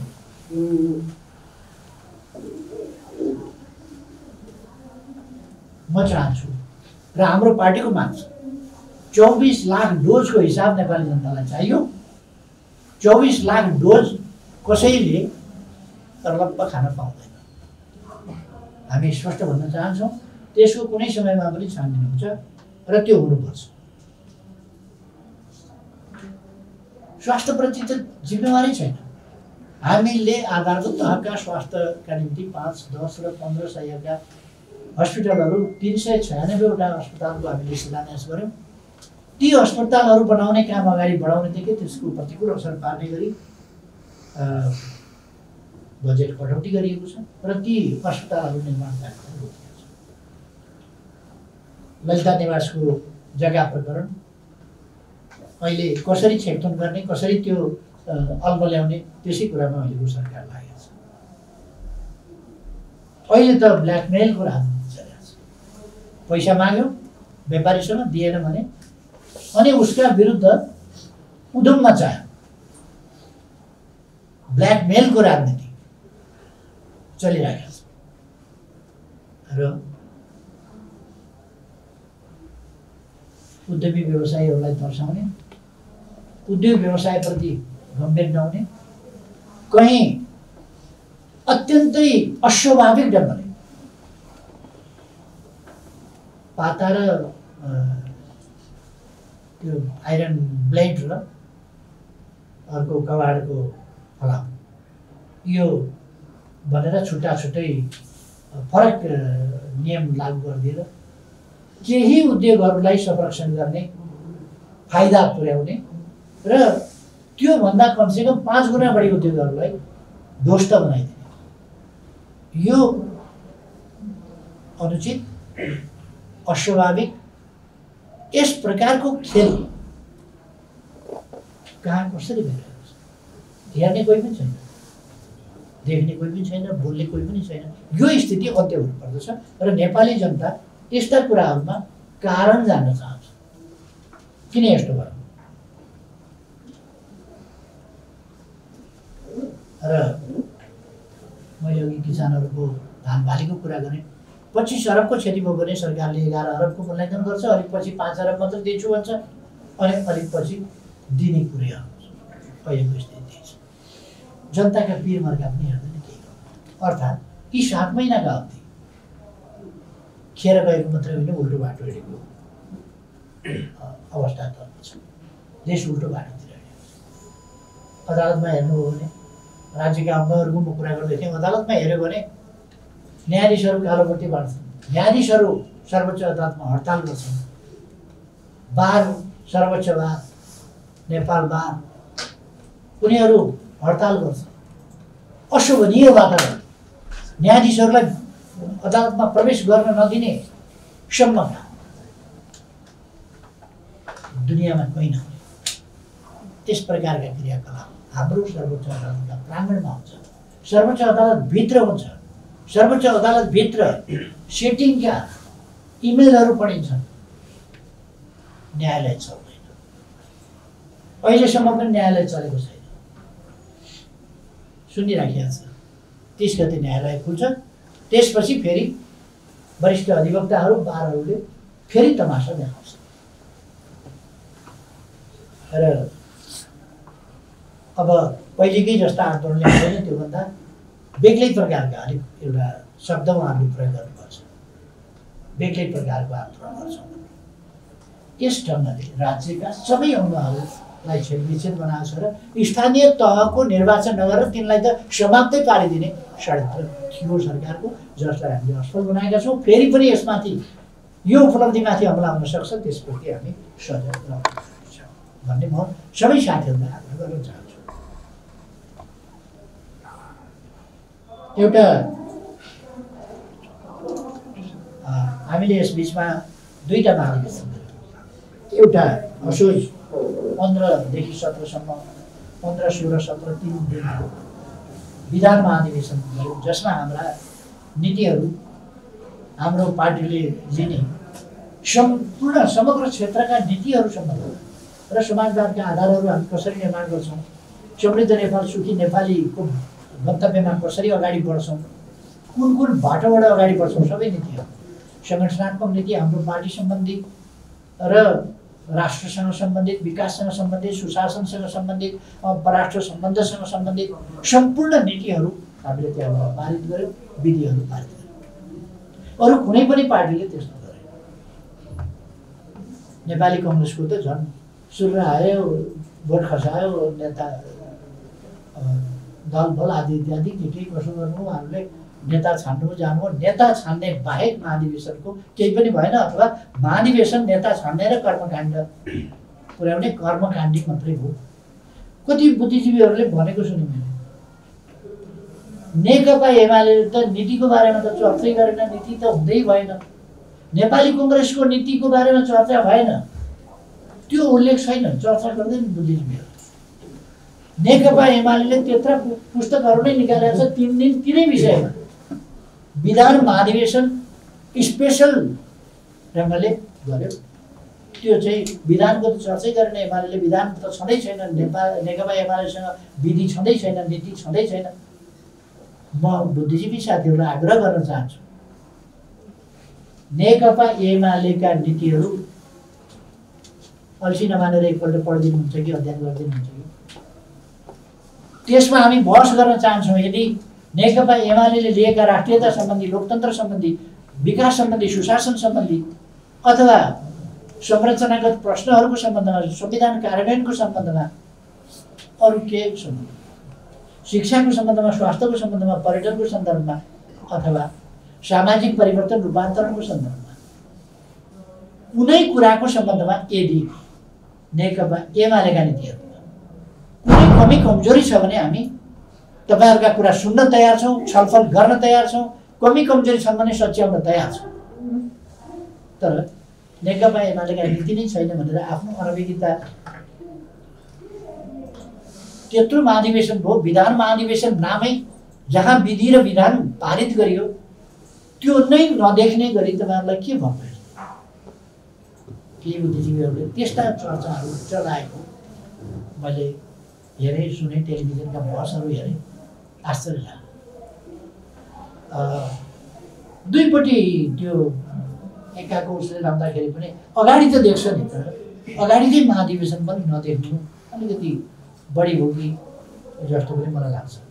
र म हाम्रो पार्टीका नेता कार्यकर्ता सबै साथीहरूलाई के आग्रह गर्न चाहन्छु भने, हाम्रो पार्टीले महाधिवेशनद्वारा पारित गरेका नीतिहरू, महाधिवेशनमा त्यति धेरै 6000 भन्दा बढी प्रतिनिधिहरूले सक्रियतापूर्वक छलफल गरेर 3 दिन लगाएर पारित गरेका, छलफल गरेर निकालेका निष्कर्षहरू हामीले जनताका बीचमा, बुद्धिजीवीहरूका बीचमा, सबै आफ्नो पङ्क्तिभित्र मात्रै होइन, आफ्नो कार्यकर्ताका बीचमा मात्रै होइन, अरू सहमत असहमत सबै राष्ट्रिय अन्तर्राष्ट्रिय सबै पक्षसँग हाम्रा नीतिहरूको श्रेष्ठतामा हामी ढुक्क छौँ, विश्वस्त छौँ। हाम्रा नीतिहरू श्रेष्ठताको कसीमा, व्यवहारको कसीमा, सिद्धान्तको कसीमा, दर्शनको कसीमा, राजनीतिको कसीमा, विकासको कसीमा, सामाजिक सुप्रबन्धको कसीमा खरो उत्रिन्छन्, अरूका भन्दा श्रेष्ठ छ। त्यसो भएको हुनाले म हाम्रो साथीहरूलाई, नेताजीहरूलाई, कार्यकर्ता साथीहरूलाई सबैलाई आग्रह गर्न चाहन्छु, हामी बौद्धिक बहसमा उत्रिन तयार छौँ। हाम्रा कुराहरू लिएर अरूसँग पनि बौद्धिक बहसमा उत्रिन र आगामी यो फागुन 1 गतेदेखि हाम्रो प्रशिक्षण कार्यक्रमहरूको सिलसिला जुन छ यसमा एउटा विषय हाम्रो महाधिवेशनले लिएका नीतिहरू, तिनको प्रभावकारिता, तिनको सहीपना र मङ्सिर 10 देखि 14 सम्ममा गरेको हामीले नेतृत्व निर्माण, ती नीतिहरू कार्यान्वयन गर्ने र देशलाई अगाडि बढाउने सन्दर्भमा नेतृत्व निर्माण गर्ने प्रसङ्गमा जुन काम गरेका छौँ त्यस सम्बन्धमा हाम्रा नेतृत्वको प्रश्न यी कुराहरूलाई पनि अगाडि छलफलमा लाने, आफूले पनि अध्ययन गर्ने र अरूलाई पनि अध्ययन गराउने यो अभियान पनि सँगसँगै लैजाउँ भनेर म साथीहरूलाई आग्रह गर्न चाहन्छु। हामी हाम्रो नेतृत्व निर्माणको विधि कसरी लोकतान्त्रिक छ? कतिले भने यो महाधिवेशन होइन कि अधिवेशन के जाति हाम्रो जस्तो हरेक मान्छे मतदानबाट निर्वाचित हुने, हरेक मान्छे मतदानबाट निर्वाचित हुने त्यो पार्टी अरू पार्टीहरूले गर्न सक्नुभयो अथवा उन्नत स्तरको समझदारी रहेको त नेकपा एमालेको जस्तो अरू देखाउन सक्यो। नेकपा एमालेका महाधिवेशनले जुन निर्विवाद ढङ्गले नेतृत्व लोकतान्त्रिक विधिबाट निर्वाचन गर्यो र सघन छलफल, सक्रिय सहभागिता प्रतिनिधिहरू मार्फत जसरी नीति निर्माणमा देखायो त्यो अरू कुनै पार्टीले देखाउन सक्यो त्यो सम्भव थिएन र प्रक्रियागत हिसाबले मात्रै होइन, वैचारिक, विधिगत, पद्धतिगत, प्रक्रियागत श्रेष्ठताको हिसाबले व्यवहारमा तिनको कार्यान्वयन र प्रयोग गर्दा तिनको श्रेष्ठताको हिसाबले पनि नेकपा एमालेका नीतिहरू, विचारहरू अद्वितीय छन्, तरिकाहरू अद्वितीय छन्। यी कुराहरूलाई हामीले कार्यकर्ताका बिचमा पुर्याउनु पर्दछ र अरूसँग पनि पुर्याउनु पर्छ। म नेता कार्यकर्ता साथीहरूलाई सबैलाई आग्रह गर्न चाहन्छु।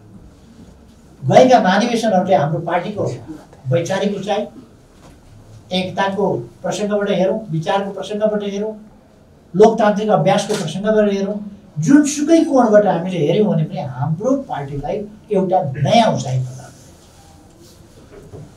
नयाँ एउटा महान शुद्धिकरणको अभियान अगाडि बढाउने, महान सुदृढीकरणको अभियान अगाडि बढेको छ। त्यसकारण म भनिरहेको छु, विभाजन गर्न खोजियो, पार्टीलाई कमजोर पार्न खोजियो, तर पार्टी शुद्धिकरणको अभियान एकातिर छ, सुदृढीकरणको अभियान पनि त्यत्तिकै सबल ढङ्गले चलेको छ। यसै कारण यस शुद्धिकरण र सुदृढीकरणबाट जनतामा हामीले जुन थप लोकप्रियता प्राप्त गर्छौँ त्यसबाट नेकपा एमाले आगामी दिनमा एक्लै चुनाव लड्छ र एक्लै बहुमत ल्याउँछ। हामी त्यो कुरा भनिरहेका छौँ।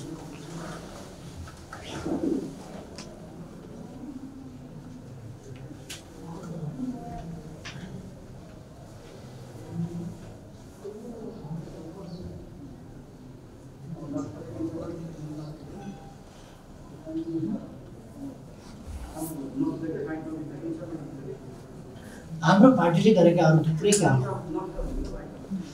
छलफलका कुराहरू आदि र यस सम्बन्धमा प्रशिक्षण कार्यक्रमहरूले सफलतापूर्वक अगाडि बढाउने कुरामा म विश्वास छँदैछु। त्यसबाहेक हामीले धेरै महत्त्वपूर्ण कुरा के भने दक्षिणपन्थी अवसरवाद र सङ्गठनात्मक अराजकतालाई परास्त गरौँ र जनताको बहुदलीय जनवादको मार्गदर्शनमा समाजवादका आधार निर्माण गरौँ भन्ने हामीले मूल वैचारिक, साङ्गठनिक, विकास निर्माण सम्बन्धी हाम्रो पार्टीले लिएका नीतिहरूको, लिनुपर्ने बाटोको दिशा निर्देश सबै कुरा यस नाराभित्र छ। समाजवादका आधार निर्माण गर्ने कुरा, त्यसका निम्ति कसरी कस्तो विचार र कस्तो सङ्गठन, यी कुराहरू पनि हामीले राखेका छौँ। र यसलाई लिएर यसको अर्थ के हो भने हिजो पार्टीमा के कुराहरू देखिए, पार्टीका नाउँमा चुनाव लड्ने, पार्टीको भर्याङ चढेर संसदमा पुग्ने र संसदमा पुगिसकेपछि जनताको अभिमतको चरम अनादर गर्दै जनताका हितहरूप्रति, राष्ट्रका हितहरूप्रति गम्भीर खेलवाड र प्रहार गर्दै आफ्नै पार्टी फुटाउन, आफ्नै सरकार ढाल्न, आफ्नो सरकार बच्छ भोट हाल्दा भनेर लुसुक्क पछाडिको ढोकाबाट भागेर बजारतिर भाग्न, अर्को पार्टीको सरकार बनाउनका लागि दिशाहीन त्यस्तो सरकार बनाउनका लागि पछाडिको ढोकाबाट लुसुक्क गएर भोट हाल्न, यस्ता खालका चरित्रहरू जुन आफ्नो पार्टी फुटाउने, आफ्नो सरकार ढाल्ने, अर्कोलाई अनि लगेर रुखमा भोट हाल्ने,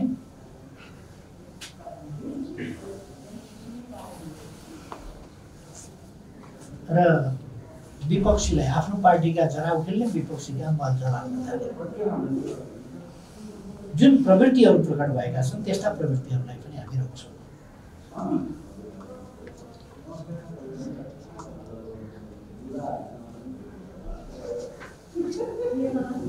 त्यस्ता प्रवृत्तिहरू त्यस प्रकारको दक्षिणपन्थी अवसर र पार्टी आन्दोलन लोकतन्त्र विरोधी देश विरुद्धको जुन आपराधिक क्रियाकलाप छ, यो स्पष्ट रूपमा यो प्रतिगमनकारी प्रवृत्ति हो, प्रतिगमनकारी व्यवहार हो र यस व्यवहारलाई हामी अस्वीकार गर्छौँ। र अब यी निर्वाचनहरू मार्फत, आउँदा निर्वाचनहरू मार्फत हामीले यस्ता प्रवृत्तिहरूलाई पराजित गर्नै पर्छ, परास्त गर्नै पर्छ। हाम्रो मूल नाराले पनि त्यही कुरालाई बताउँछ।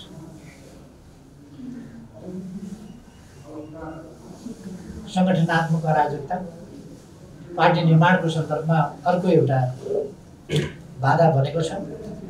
पार्टीभित्र व्यक्तिगत स्वार्थ, आफ्नो सङ्कीर्ण स्वार्थ, आफ्ना आफ्ना आग्रह,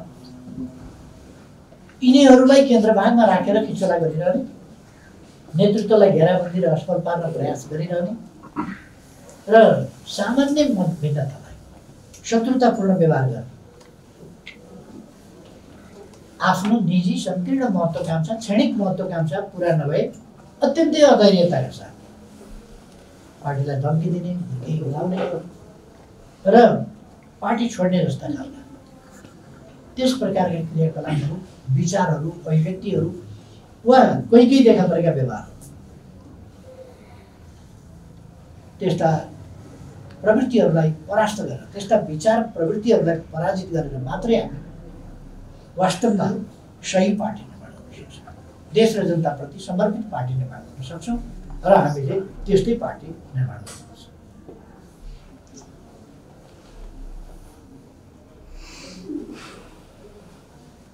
त्यसकारण म त्यही गर्न सक्छु र अरू देशभक्त शक्तिहरू, लोकतन्त्रवादी शक्तिहरू, उहाँहरूलाई पनि गोलबन्द गर्ने जिम्मेवारी हाम्रै हो। हामीले मात्रै उहाँहरूलाई पनि यस पवित्र काममा समावेश गराउन सक्छौँ। आज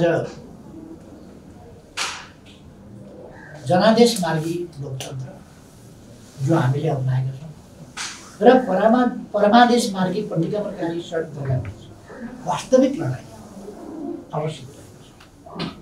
यो जनादेश र परमादेशका बीच, जनअभिमत र परमादेशका बीच, यो लोकतान्त्रिक अभ्यास र षड्यन्त्रका बीचको लडाइँ अवश्य भएको छ। म हाम्रो सम्पूर्ण कमरेडहरूलाई आग्रह गर्न चाहन्छु, यति बेला हामी अत्यन्तै गम्भीरताका साथ यस लडाइँलाई हामीले बुझ्न पर्दछ। यो लडाइँ वास्तविक लडाइँ, हामी यसको मैदानमा अब प्रवेश गरेका छौँ। जनादेशको अपमान गर्ने, संविधानको चिरहरण गर्ने, अवांछित र अपरिपक्व गठबन्धनको षड्यन्त्र स्वरूप अवैध ढङ्गले पैदा भएको आपराधिक उद्देश्यका लागि गठित यस पञ्चमाङ्गी सरकारसँगको नेपाली जनताको लडाइँ, यो हाम्रो लडाइँ होइन, नेपाली जनताको लडाइँ हो। यस स्थानीय निर्वाचनबाट सुरु भएर सङ्घ र प्रदेशका लागि हुने आगामी निर्वाचनसम्मै कायम हुनेछ। यो हाम्रो लडाइँ, त्यस्ता तत्त्वहरूको विरुद्धको यो जनलडाइँ।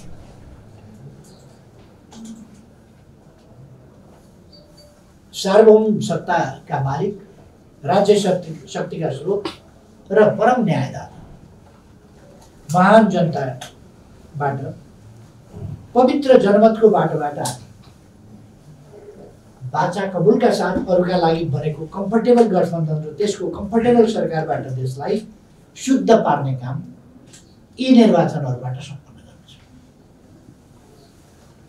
देशलाई शुद्ध पार्नुपर्छ यिनीहरूबाट। यी अपवित्र कसको दाना पानी खान्छन्, के गर्छन् म जान्दिनँ, तर अरूका लागि कम्फर्टेबल, नेपाली र नेपालका लागि साह्रै अभिशाप भएको कम्फर्टेबल हुने बाचा कबुलका साथ जुन पर्यो, त्यस्तो अपवित्र, दिशाहीन, गन्तव्यहीन, स्वार्थी खन्चुवाहरूको सरकारबाट देशलाई मुक्त गर्नुपर्छ। यस महान र पवित्र कार्यमा लाग्नका लागि म नेकपा एमालेका सम्पूर्ण कार्यकर्ताहरू र उहाँहरूलाई मात्रै होइन, सम्पूर्ण सच्चा देशभक्त, लोकतान्त्रिक, शान्ति, सुशासन र विकास प्रेमी युवा, विद्यार्थी, किसान, मजदुर, महिला, उद्यमी, व्यवसायी, शिक्षक, कर्मचारी, शारीरिक रूपमा अशक्तता र अपाङ्गता भएका व्यक्तिहरू, ज्येष्ठ नागरिक लगायत देश विदेशमा रहेका सम्पूर्ण नेपाली दिदीबहिनी तथा दाजुभाइहरूमा हार्दिक अनुरोध गर्न चाहन्छु। यो लोकतन्त्र र प्रतिगमन विरुद्धको लडाइँमा हामी सबै सरुक हौँ र लोकतन्त्रलाई विजय बनाऊ। धन्यवाद।